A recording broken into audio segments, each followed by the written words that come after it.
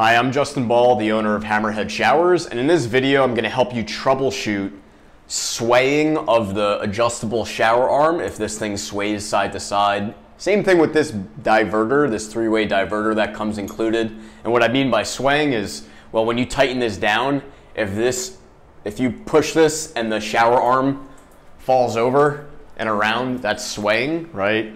And there's a couple of reasons how that can happen.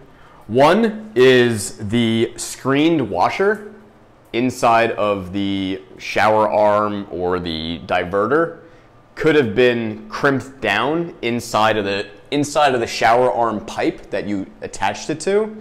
So that's the first area to check. Also, if the washer is damaged, right, you need to replace that. So just stick it in there and just tighten it down, get it nice and snug. You don't need to over tighten it. Same thing goes for this one. This also has that 3/8 of an inch nut in there. Tighten that down.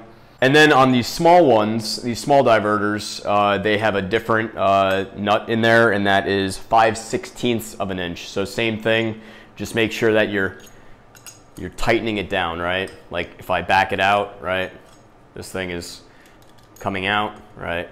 Just make sure that you get it all the way snugly. Ooh, wrong way. Just make sure you get it all the way snug. And then get the screened washer back into the female thread and reinstall. I'm Justin Ball, owner of HammerHead Showers. Thanks for checking out this video. I hope that helped.